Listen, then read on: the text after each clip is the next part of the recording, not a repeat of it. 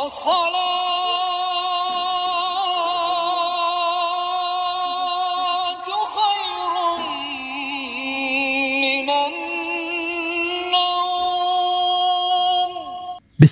রহমানির রহিম। আসসালামু আলাইকুম ওয়া রাহমাতুল্লাহ। প্রিয় বন্ধুরা, আজ আমরা এই ভিডিওতে কথা বলবো কোন কোন কাজের কারণে মানুষের জীবনের সমস্ত আমলগুলি বরবাদ হয়ে যায়। অবশ্যই বিষয়টি সকলের জানা প্রয়োজন। ভিডিওটি ধৈর্য সহকারে দেখবেন এবং নতুন হয়ে থাকলে আমাদের চ্যানেলটিতে সাবস্ক্রাইব করবেন এমন সুন্দর সুন্দর ইসলামিক ভিডিও পেতে। চলুন তাহলে শুরু করা যাক। মানুষের আমল বরবাদ হওয়ার 8টি লক্ষণ এখানে উল্লেখ করব। নাম্বার 1, রিয়া বা লোক দেখানো আমল। আমল শুধুমাত্র আল্লাহর সন্তুষ্টির জন্য হওয়া উচিত। লোক দেখানো বা প্রশংসা পাওয়ার উদ্দেশ্যে কোনো ইবাদত করলে তা বরবাদ হয়ে যায়।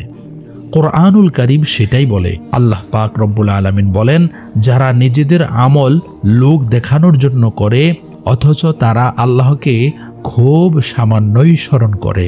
সূরা নিসা 142 নম্বর আয়াত। আমল বরবাদ হওয়ার 2 নম্বর গুণ বা লক্ষণ হল অহংকার ও আত্মগরিমা। নিজের আমল নিয়ে গর্ব বা অহংকার করা আমল বরবাদ করার অন্যতম কারণ। এটি আল্লাহর কাছে অত্যন্ত অপছন্দনীয় একটি কাজ। হাদিস শরীফের মধ্যে নবীজি সেটাই বলেছে, যে ব্যক্তি তার হৃদয়ে অনুপরিমাণ অহংকার রাখবে সে জান্নাতে প্রবেশ করতে পারবে না। মুসলিম শরীফ। আমল বরবাদ হওয়ার 3 নম্বর লক্ষণ হল গুনাহে লিপ্ত থাকা। অন্তর ও আমল পরিশুদ্ধ রাখার জন্য গুনাহ থেকে বাঁচা জরুরি। যদি কেউ বড় গুনাহ করে এবং তওবা না করে তবে তার আমল মূল্যহীন হতে পারে। কোরআন সেটাই বলেন, নিশ্চয়ই আল্লাহ শুধুমাত্র তাদের থেকে কবুল করেন যারা তাকওয়া অবলম্বন করে। সূরা মাইদা আয়াত নম্বর 27। আমল বরবাদ হওয়ার 4 নম্বর লক্ষণ হল হাসাদ বা হিংসা করা। অন্যের প্রতি হিংসাপূর্ণ মনোভাব রাখা আমল বরবাদ করে দেয়। হাদিস শরীফ সেটাই বলে, তোমরা একে অপরের প্রতি হিংসা করো না, কারণ হিংসা আমলকে ধ্বংস করে দেয়, যেমন আগুন শুকনা কাঠকে পুড়িয়ে ফেলে। আবু দাউদ শরীফের হাদিস। আমল বরবাদ হওয়ার 5 নম্বর গুণ হল অন্যের প্রতি জুলুম করা, অন্যের হক নষ্ট করা। অন্যায় আচরণ বা জুলুম আমল ধ্বংসের কারণ হতে পারে। হাদিস শরীফ সেটাই বলে, মুফলিস সেই ব্যক্তি যে কিয়ামতের দিন প্রচুর আমল নিয়ে আসবে কিন্তু তার জুলুমের কারণে তা থেকে কিছুই অবশিষ্ট থাকিবে না। মুসলিম শরীফ। আমল বরবাদ হওয়ার 6 নম্বর গুণ বা লক্ষণ হল নিয়তে খুঁত বা পরিবর্তন।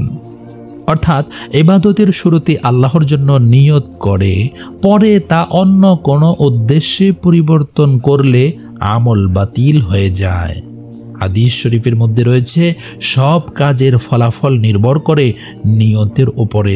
ইন্নামাল আমালু বিন্নিয়াত। বুখারী শরীফের প্রথম হাদিস। আমল বরবাদ হওয়ার 7 নম্বর লক্ষণ হল হারাম উপার্জন ও ভক্ষণ করা। অর্থাৎ হারাম পথে উপার্জিত অর্থ বা সম্পদ ব্যবহার করে ইবাদত করলে তা গ্রহণযোগ্য হয় না। হাদিস শরীফ সেটাই বলে, হারাম উপার্জিত অর্থ দিয়ে আমল করলে তা আল্লাহর কাছে গ্রহণযোগ্য হবে না। মুসলিম শরীফ। আমল বরবাদ হওয়ার 8 নম্বর গুণ বা লক্ষণ হল শিরক। অর্থাৎ আল্লাহর সাথে অংশীদার স্থাপন করা। শিরক সবচেয়ে বড় পাপ যা সব আমলকে ধ্বংস করে দেয়। কোরআনুল কারীম সেটাই বলে, যদি তারা শিরক করত তবে তাদের সব আমল বরবাদ হয়ে যেত। সূরা আনআম আয়াত নম্বর 68। উপরোক্ত কারণগুলো থেকে দূরে থেকে অন্তর ও আমলকে একনিষ্ঠভাবে আল্লাহর জন্য নিবেদিত করাই প্রকৃত মুসলিমের কর্তব্য।